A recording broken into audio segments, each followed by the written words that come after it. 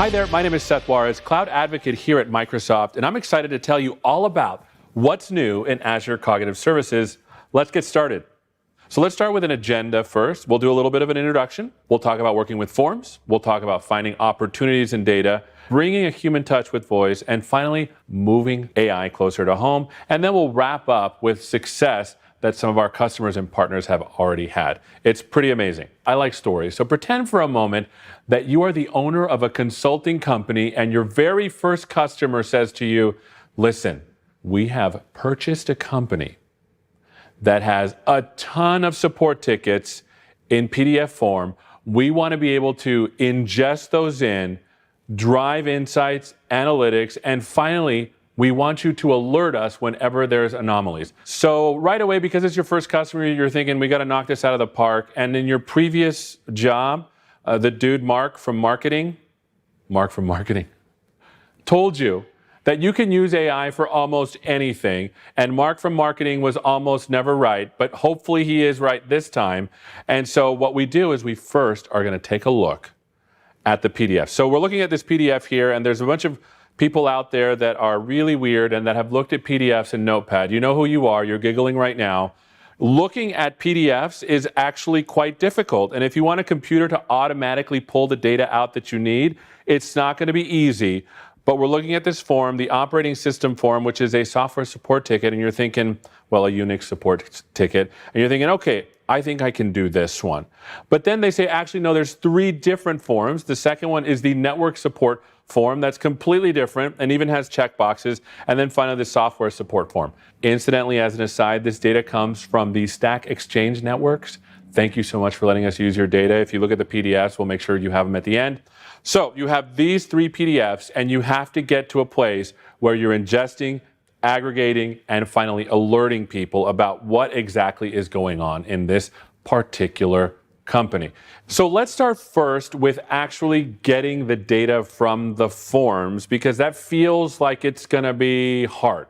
So let's start with this. It turns out that at Microsoft, we have a cognitive service that will OCR or read directly from images and PDFs. And then these can be images, scan documents.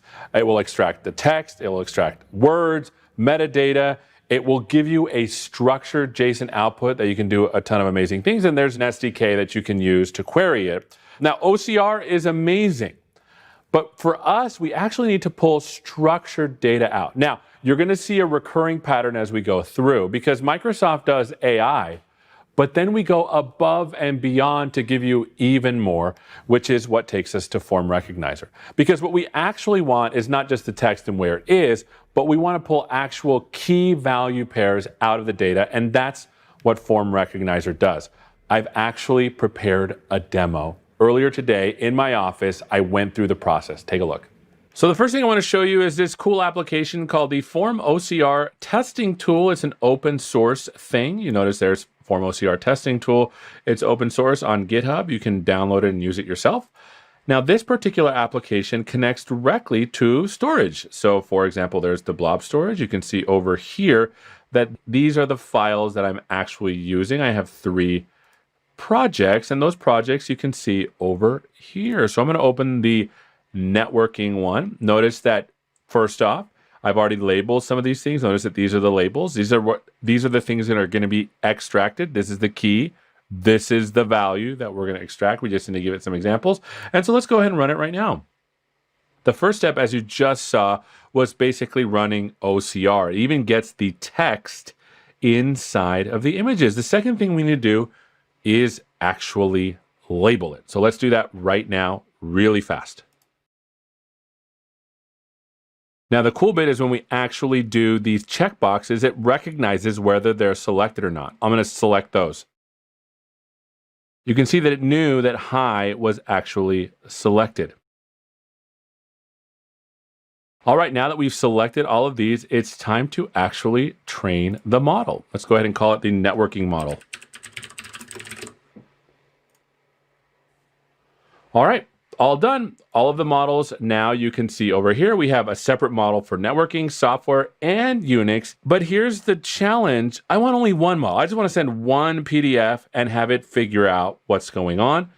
Easy to do. Let's go ahead and select all of these and create what's called a composed model. So we'll call this one the support model. And what it will do is it will recognize whether it's one of these and then do the work on it. All right, it's all composed. Let's test it out. Let's choose a file that it has not seen before, this Unix one. And let's run the analysis. Not only did it find all of the right things, which is pretty amazing, like for example, the title, the location, the severity, etc., but it also knew which model it was. Let me go ahead and download it and show you the actual return. All right, so let's go ahead and right-click and open this. So open with code. Control S. Let's go to the read results, page results, and document results. Those are the three things that are returned. Notice here that right away we know what model it comes from, so we can tag it as a Unix ticket, which is pretty amazing. The next thing we're going to do is we're going to go to the submitter and show you that it actually gets who the submitter was as well as the actual bounding box. Of course, all of this works with an API as well, so you can use that. It's pretty amazing. So what you just saw there was that I was able to actually pull the exact information we wanted out of every PDF. And not only that, the model was able to recognize what PDF it was, so we got the additional metadata to know what kind of ticket it was. Now, the cool thing about these services is that there's a ton of new things. For OCR, for example, we have support for simplified Chinese and Japanese, print versus handwriting classification for text lines. For large documents, we can select pages or page ranges for the OCR output, as well as containers. We'll talk about that a little bit later. For Form Recognizer, version 2 is generally available. New SDKs, table support, currency support, Azure Gov, enhanced security features. There's a ton of cool stuff. And in August, we released the 2.1 preview that has the checkbox support that you saw, pre-built model for business cards, and that cool model compose that you saw. Okay, here's some resources. I'm going to flash this for you so you can go and find additional information about Form Recognizer. We are now a third of the way through getting this amazing new solution for this company that is our first client. Now that we've extracted the data from the PDFs, it's time to find the actual opportunities in the data. Remember the theme, we go above and beyond. So the first thing I'm going to tell you about is a service called Anomaly Detector. It's an AI-powered time series anomaly detection API service that does three things. It will look for anomalies in the very last point, if it exists. It will look over the entire time series, and it will also find change points for the entire series. Now, this is a really cool service. You basically give it a lot of data, and then you use the API to find the anomalies, whether it's at the last one, in a batch, or in an entire series. But again, we go above and beyond, so I'm excited to introduce something called Metrics Advisor, which is an AI analytics service that proactively monitors metrics and diagnoses issues. Because we have the anomalies, we might as well go the extra mile. And for us, it's perfect because what we can do is we can aggregate the data per day, and then we can feed that data into the Metrics Advisor, and voila, we have a really easy way to know when things are not going right or when they're going really well. Now, the Metrics Advisor metrics monitoring pipeline is pretty cool. Basically, you collect your time series data, you feed it into the system, it detects anomalies, and then you can also send incidents and alerts, and you can monitor and see what is the root cause of all of these things that are happening. All right, the first thing I want to show you is that we were able to extract the data from the PDFs, and what we did is we started to create an aggregation over the actual days so that we can create what's called a time series. So let me go ahead and run this to show you how we actually stored it. Notice that we have several dimensions across where we're working. The type, notice that this came from Form Recognizer, the severity and the location, as well as the hours where we wish to aggregate. And notice that in our case, we have hours, views, answers, and comments, and then we have these dimensions. So these would be the metrics. These would be the dimensions. All right, so let me introduce you to something called Metrics Advisor. So let's go ahead and get started. The way that you add the data feed is literally you just select the source where you're going to get the data. And in that case, for us, it's SQL Server. What we've done is we've gone ahead and we've already created a link to it under Contoso Support Small, which is the new data. Here are the metrics that we're going to work across. Now, I can click on hours and then have to choose the date, but I already chose the date so that it would map to Ignite, which is today. So we're looking at a range from 6/1 all the way to 9/22. Now, here's the cool thing. We didn't do anything except hook up our data to Metrics Advisor, and then you get all of this goodness. So for example, we're looking at hours, and we're looking across an aggregation of all of them. So this is how long it took to support stuff on this particular day. And notice that we have an anomaly here. But if you want to keep going down, you can start to see a bunch of other amazing things. Like, for example, here for Unix support requests in New York, we had some anomalies, and we were just all over the place with high severity tags. So let's go over here and let's select this one. And let's go to the Incident Hub to see what actually happened here.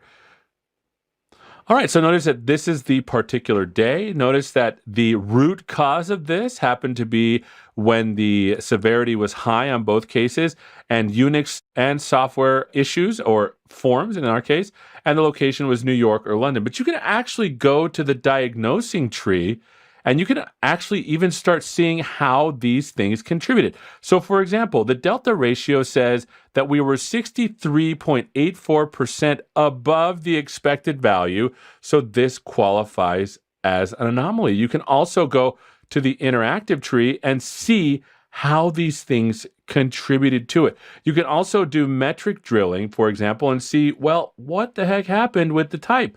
Notice that the anomaly here is true.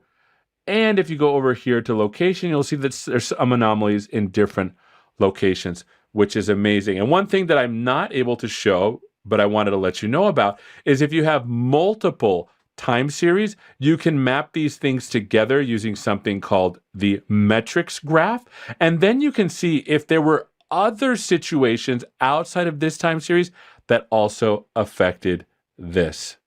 Now, here's the best part of all. If we wanted to actually send an alert, it's actually really easy to do that. To do that, you basically go to hooks, and in the hooks, you create a hook, and you can either send an email, put something in Azure DevOps, or literally just create a webhook, which is what we did. Now, again, notice that we really didn't do anything. We just hooked up our data, and all of this goodness literally came out.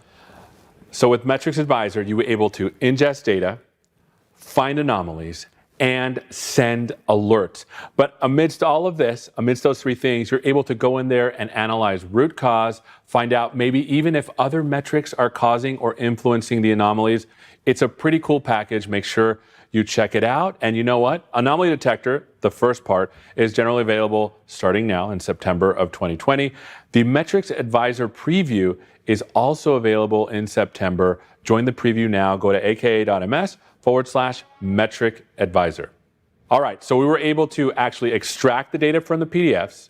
We aggregated that data into a time series. We put that time series into Metrics Advisor. Metrics Advisor was able to analyze and also send incident alerts when things are out of whack. And now what we want to do is we want to bring a human touch with voice. So let's talk about the text-to-speech services on Azure. We have a bunch of standard voices that you can use to convert any block of text into human spoken speech.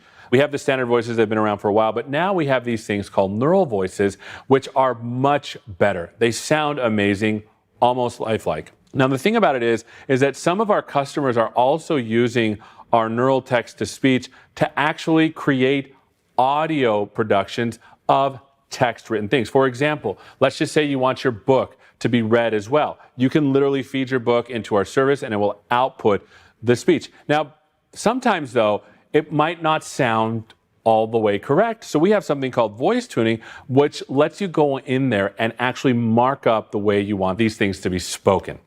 Now, I'm going to show you a demo of this right now, not just neural text-to-speech, but also the voice editing tool. So you're probably wondering why I'm starting a text-to-speech demo with my blog. No, it's not shameless self-promotion. Okay, maybe a little bit. But it's because you've been using text-to-speech all along. It's literally burned into Microsoft Edge. So let me go ahead and right click and show you what that looks like by hitting Read Aloud selection. Once all the blood, sweat, and tears have been expended creating this magical and ethical. The other thing is you can change the voice. So for example, if you want a more refined English, ethical, the model sometimes it feels like getting the thing deployed will notice it sounds kind of robotic, but if you go to the following voice, Aria Online Natural, it sounds a little bit better. Require severing another limb in the name of releasing software. So let's take a listen one more time to this whole thing, but with the nice neural voice.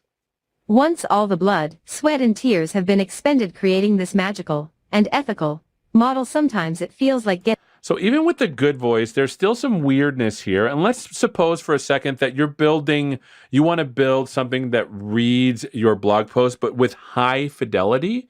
What you can do is you can use something called Speech Studio and the audio content creation tool to actually build something that reads it exactly the way you want. So I've gone ahead and already opened this. This is still the Aria neural voice. And then we're going to hear it with the weird, awkward non-pause here. Once all the blood, sweat and tears have been expended creating this magical and ethical model, sometimes it feels like.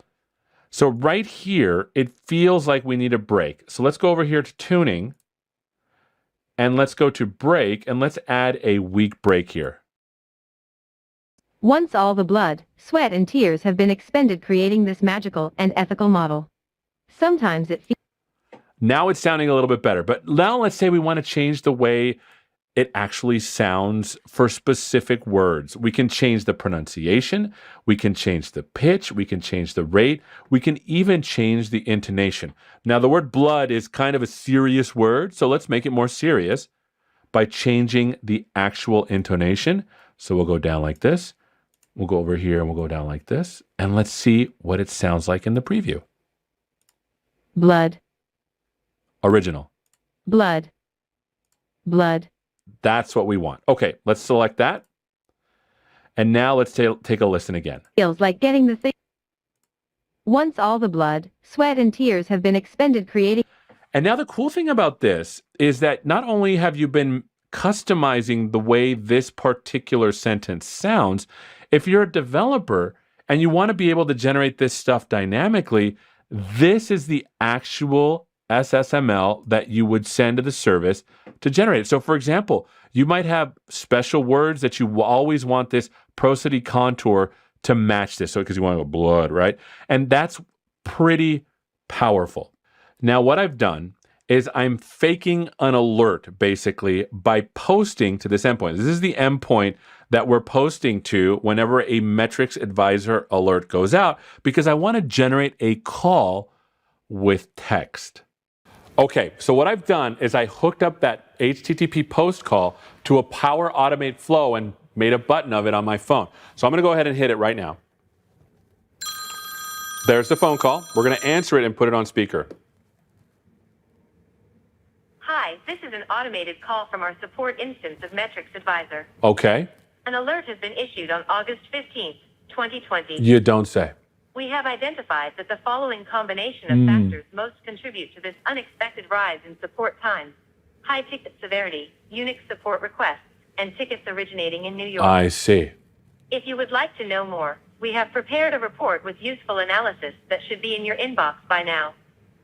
Thank you and have an amazing day. I think I will. Now, here's the cool part about this. This was literally text that was generated from the post call that called Metrics Advisor, got the first root cause. You saw in the earlier demo there was two. I got the first one, and we went and spoke to it via this speech service. Pretty amazing. The alert is awesome. But again, we want to go the extra mile. And you know, everyone gets a lot of calls that sound like robocalls. We wanted to make sure that the CEO of the company we were doing this for knew that this alert was coming from us, right? We wanted to have a trusted voice that when they got the call, they knew, oh, this isn't just a robocall, it's an important robocall. So we did this. Robot Seth. Hi there. I know it's weird hearing from a fake Seth, but I have some news about some alerts on Metrics Advisor. Thank you, Seth. An alert has been issued on August 15, Oh. 2020. You don't say. We have identified that the following combination of factors most contribute to this unexpected rise in support time. Thank you. High ticket severity, Unix support requests, and tickets originating in New York. If you would like to know more, we have prepared a report with useful analysis that should be in your inbox by now. Thank you and have an amazing day.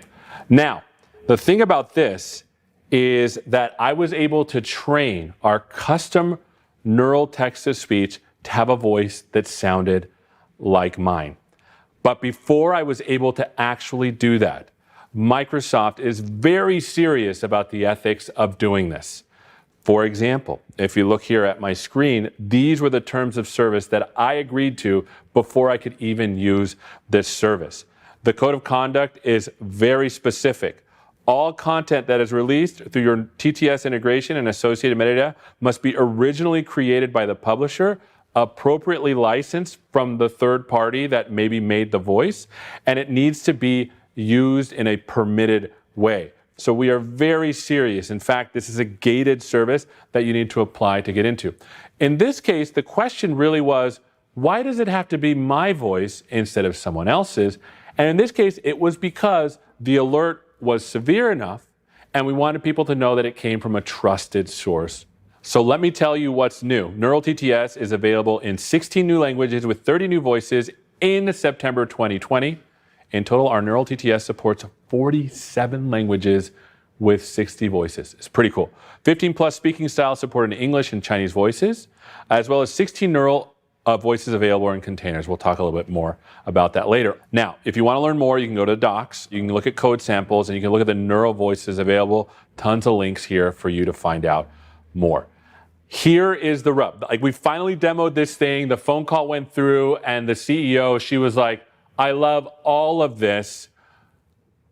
One nit, and you know, as technical people, every time the customer is like, just one thing, you know that you're not going to sleep all weekend. She's like, just one thing. We're very worried about these actual PDFs leaving the premises. We don't want to send it up to a cloud. Can you fix that? Now, this might sound like a ginormous problem, but it turns out that it isn't.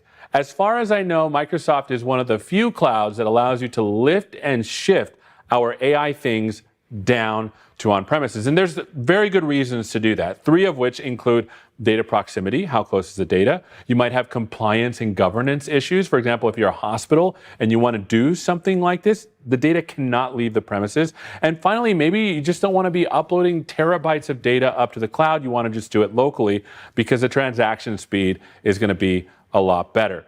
Let me show you the same demo I did at the beginning, a little bit shorter, of course, but all running on premises. Let's take a look.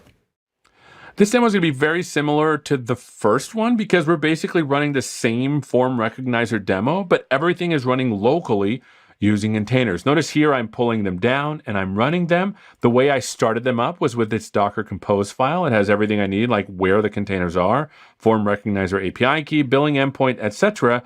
And I run it. And basically you can see here are all the containers. There they are, all running. In fact, I'm also running the FormOCR testing tool, the same one we saw before, but in an Electron app. So notice if I want to open a local folder, I just open that up. Notice I've already set this particular connection up. Before it was blob storage, but now it's just a local file system. You can see it right here. When it comes to actually running Form Recognizer, notice that the URI is localhost 5000 because you can see here that's where it's running. All right, so let's go to the actual project. Let's hit local form recognizer, and you're going to see all of the same things that happened before. OCR runs, etc. I can do all the labeling. I'm not going to bore you with that now, but basically the same thing we had before, but running locally. Remember how I said there was a theme in all of this that we go above and beyond. Notice we did that with OCR, we did Form Recognizer. Notice we also did that with Anomaly Detector. Now we have Metrics Advisor. Notice also that we did that with text-to-speech because now we have neural text-to-speech and custom neural text-to-speech. And here we go above and beyond by allowing these things to actually live on premises. It's pretty cool. So what's new? The general availability of the speech service is available in containers, the standard and custom, as well as speech to text, standard and custom, text to speech, standard. General availability of the anomaly detector, public preview of a speech service, public preview of computer vision. You can run all these things on premises just like you would in the cloud, which is pretty amazing. You'll learn more at these amazing links. Now, let's talk about, because I know I just did a whole fictitious story of your brand new consulting service. And if you go start a consulting service that does just this, you have my blessing. Go forth and do. But there's a ton of customers that are using our AI. Now, you know how in your family, like, you're really nice to other people, but your brother and sister you punch all the time? It's the same at Microsoft. And it turns out that our brothers and sisters in Office actually love using our service, which says a lot. It's pretty amazing. We use that, for example, for subtitles and translation in PowerPoint, live captions in Teams. We did the read aloud demonstration earlier in Edge, as well as the dictation in Office and Windows in general. Now, we have third-party customers using this as well, like Samsung, BBC, Geo, as well as Starbucks. Another customer that's using this for real-time computer vision space analytics is RXR, a real estate company in New York. And we actually have the privilege of having Corey with us, who is going to tell us a little bit more about what they're doing with computer vision on premises. Corey, thank you so much for spending some time with us. Why don't you tell us a little bit about who you are and what you do? Thanks. I'm Corey Clark. I'm VP of Product Management at RXR Realty. We're one of the largest real estate companies in New York with over 27 million square feet of commercial office space. Tell us a little bit more about the problem that you were trying to solve. So the problem we're trying to solve is making people feel safe in coming back to our office, giving the information that they need to make decisions and re-enter the office in a way that's safe and secure. How did Cognitive Services help you out in this case? Cognitive Services gave us the tools for monitoring the way that people behave within the office. We're able to use their social distancing algorithms to measure whether people are keeping 6 feet or safe social distance. We do that with security footage, pull that into the Azure Stack Edge device, process it, and it tells us every person coming in and how far apart they are. We use that data, provide that to our property managers, to tenants, and even employees themselves so they understand how everyone's behaving. Now, this might be a tough question, so be honest. Did Cognitive Services work for you right out of the box? It worked 99%. It was almost perfect, except in one of our lobbies, we have life-size mannequins or life-size statues made out of bronze. The algorithm initially thought those were people because they looked like people. We had to work with Microsoft to train the algorithm to treat those as background. After that, it was perfect. Another question that I've been thinking about is, with this kind of project, there's probably a ton of other concerns that you have. Did you experience the same thing? What kind of concerns did you all have? Our number one concern was around privacy. We want to make sure that everyone in our building has their privacy protected. So it was really important for us to find a solution that did everything at the edge. The video footage never leaves the building, but also everything's de-identified. So we never identify people, we don't do facial recognition. All we get out of the system is a count of how many people are in the space and how many of them are within 6 feet of each other. We're able to take that data and send that to the cloud, but nothing else goes out. Well, this has been amazing. It's been really exciting to see how you're using Cognitive Services on premises. It's pretty cool. Thank you so much for spending some time with us. Thanks for having me. This has been great. All right, so just to recap of everything we've done, it's been jam-packed. We try to fit it all in. We had an introduction, a cool little story, a demo of taking PDFs to insights to alerts to local, which was pretty cool. We showed you how to work with forms. We showed you how to find opportunities with data using Metrics Advisor. We showed you how to bring the human touch with voice using our speech services. We showed you how to move that all on premises using containers. And then we showed how our customers are also thriving using this kind of technology. Now, if you want to find out more, there's a ton of links. We want to make sure you go there. It's been a privilege to spend some time with you. Thank you so much for being with us, and make sure you use AI today because, again, like I showed before, we will go above and beyond to make sure that you are satisfied and that you bring amazing functionality to your customers. Thank you so much for your time.